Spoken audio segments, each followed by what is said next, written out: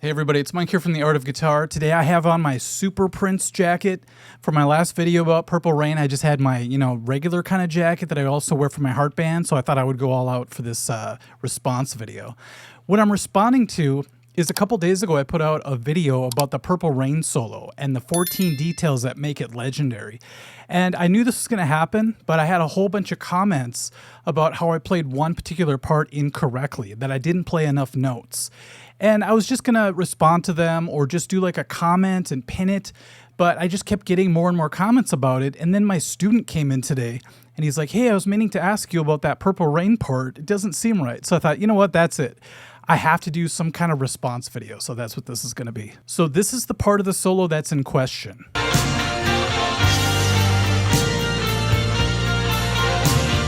In doing extensive research for my video, I watched as many live performances as I could of Prince playing the solo.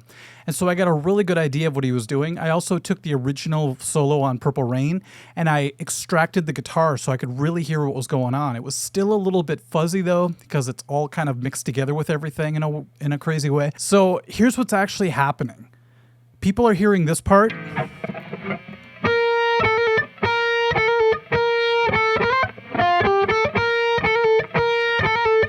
And they think that there's a trill right here. It's not even just the people that were watching my video. I looked up tab online. I saw a lot of videos of people teaching the solo, and almost everybody does that in that part of the song. But they usually do it up here, or way up here even. And it sounds correct. Like if you go back and listen to what's on Purple Rain and then you play it like that, it sounds like that's how it goes. On my video, I'm playing it like this.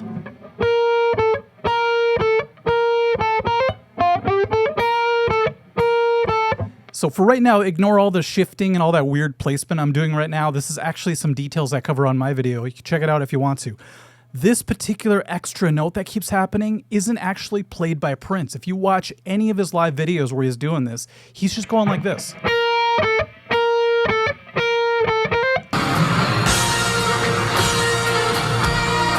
So what is making that extra set of notes, that little trill sound? It's his effects. So right now I have chorus on my guitar, so that's all you're hearing, chorus and distortion. But if I add delay to it, you're going to hear a whole different thing. Check this out.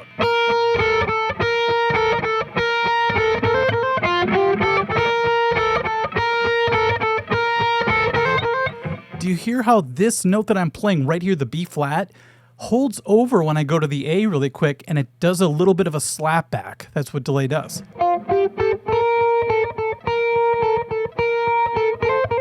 It's really cool how it adds that extra note in there. It's a lot like the Nuno Bettencourt Flight of the Wounded and Bumblebee when he's just basically going like this. And the delay is making all those in-between notes happen. This is also why during the song I also got a comment about this. When he does his huge bends at the very top, they sound like unison bends. So it kind of sounds like he's going like this. Getting that real shrill, crazy bend sound. It's not shrill when he does it. It fits the music perfectly. That's actually the delay fighting itself. When you do a bend, the delay is kind of not sure what to do, and it just makes a whole bunch of craziness. So here's a single bend without delay. If you add delay to that, you get this. See all that interference that's happening? That sounds chaotic, but it actually fills up the sound in a really cool way, and it does give that unison bend kind of vibe. I love it. And then especially when you go to the really high bends.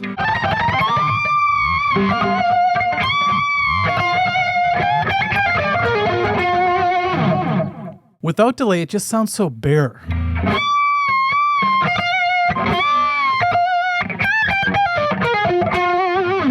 Now here's an occasion where I would do this. Like actually play that little trill.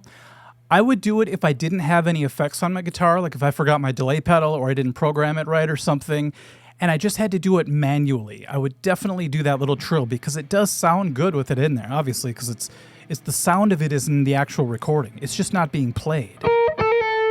Now do me a favor and listen really carefully. I'm going to play the Purple Rain segment one more time.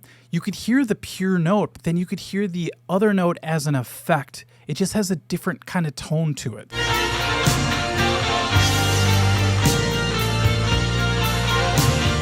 This is exactly why sometimes I like to put a lot of effects on my guitar when I solo, especially delay, because you get all these surprises sometimes. Like a bend that you thought would just sound a certain way suddenly takes on a brand new life. Not to mention, the delay can actually fill in the gaps like we talked about, and sometimes that sounds awesome.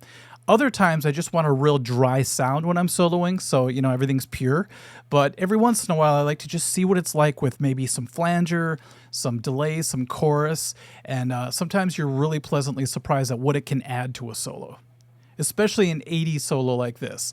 And I truly think it makes it legendary. It would have been awesome without it as well.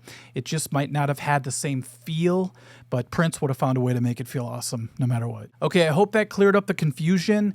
Try it for yourself if you have a delay pedal. Set it to a real quick slap back. There it is. Just like that, just once or twice. And then play that part. It'll do the work for you. Okay, everyone, thanks for watching. We'll catch you later. I have another video coming out tomorrow I'm excited about, so we'll see you then. Bye-bye.